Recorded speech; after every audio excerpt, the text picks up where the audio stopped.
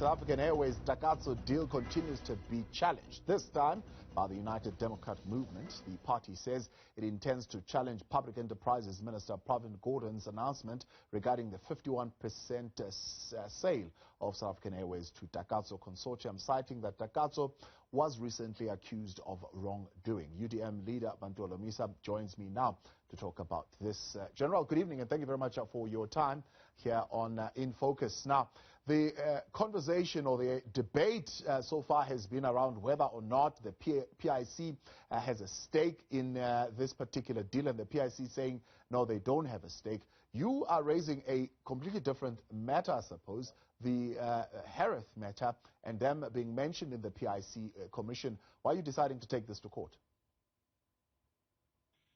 Well, I've decided to, rather the UDM has decided to take this matter to court because we want to confirm that the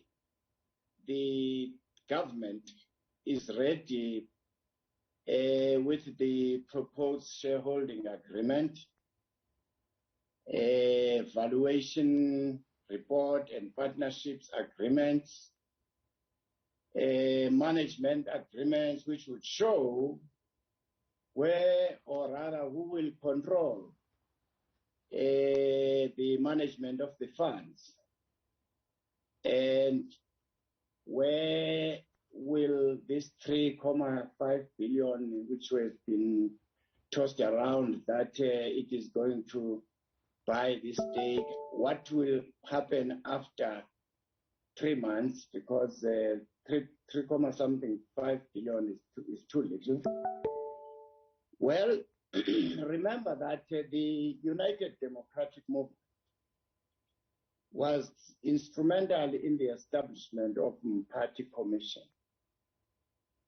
We wrote to the president and listed companies which were allegedly involved in maladministration at PIC. Indeed, the president did agree on that, and the party commission was established. It turned out that one certain company called Harith was a subsidiary of PIC in the sense that the PIC established this company called Harith, and later on, what is strange, then the shareholding and the ownership was diluted. After PIC paid about 22 million rands establishing Harith and controlling it 100%. But later on, it looks like there were clever people within the comrades who diluted the whole transaction, and Harith ended up controlling 70% and PIC 30%. That company was fingered by the party commission, and the party commission has even recommended that the PIC and the National Treasury should investigate this company further.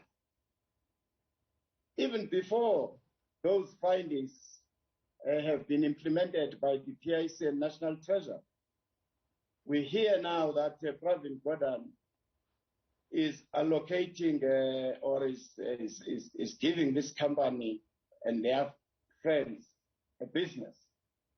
But why? Because they still have a lot to answer, including this ownership of 70%, which they didn't pay a cent for it. That money was the money of the pensioners, pension money. So I think, therefore, people must not misunderstand us. We are not against the partnership or strategic partnership forged between SAA and the government. But why would you, of all the companies in this country, go and allocate this transaction to a questionable company? So, General, there's been plenty of reaction to this. Others asking the question, why would the UDM want to use the limited resources that it has, especially with the local government elections coming? You were talking about very limited resources to campaign, for example, to take this matter to court on a matter of SAA, which really does not benefit the majority of the people. Majority of the people don't fly SAA. In fact, the SAA itself is for the elite in this country. In actual fact, your question doesn't need any answer. It can somehow display some stupidity in it. I'm sorry to use that term, because we are talking here about a wrong transaction, a transaction which seems to be laced with corruption. Here is a government spending millions and appointing a commission of inquiry and saying to us, investigate the pensions monies. And the commission comes out and finger one of the companies. And you see the same government offering or awarding the business to the same company which is under scrutiny. No, please, man. And General, then let's talk about your own assessment of why would government then want to get into a deal with this particular company that has been fingered in the commission? Well, I will answer your question speculatively. My assessment is that the companies like Bosasa, Chancellor House, Bato Trust, Tebe Investments, and including this Harith, I suspect these are front companies for the ruling party, whose aim has been to loot the resources of the state. They have done so. So you think if we dig deeper into this, and I wonder if you think in the court challenge this will come up, that the beneficiaries ultimately of this deal will be the ruling party?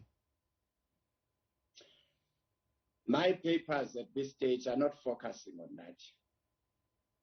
The papers will be focusing mainly on the wrong decision by a government which claims to be fighting corruption, but the same government which has wasted millions to investigate this company instead now is rewarding them by giving them another lucrative national asset. Where are the other companies in this country? Don't we have them? Remember, this company was established by the employees of Harith, namely the former Deputy Minister of Finance at Jabum Legit, who resigned later, and the following day went to become a chairman of this Harith company. Same applies with its CEO. If that company was indeed not a company of the PIC, PIC should have at least published that post of the CEO. But they seconded the current CEO of that company from the PIC. So it's clear that this was a grand scheme to loot as much. I can bet you, if the government were to appoint forensic auditing to trace all these monies and all these transactions which have been diluted, forensic auditing would even mean that they must surrender their bank accounts. Then we will know who is benefiting. General, we appreciate your time and thank you very much. Thank you. All right, we're going to leave it there. That is UDM leader Bantu Holomisa there saying if we do a forensic audit in this, we'll find out exactly who is benefiting. But his hunch, his initial assessment or speculation would be that the proceeds or the benefit of this particular deal will go to the ruling party.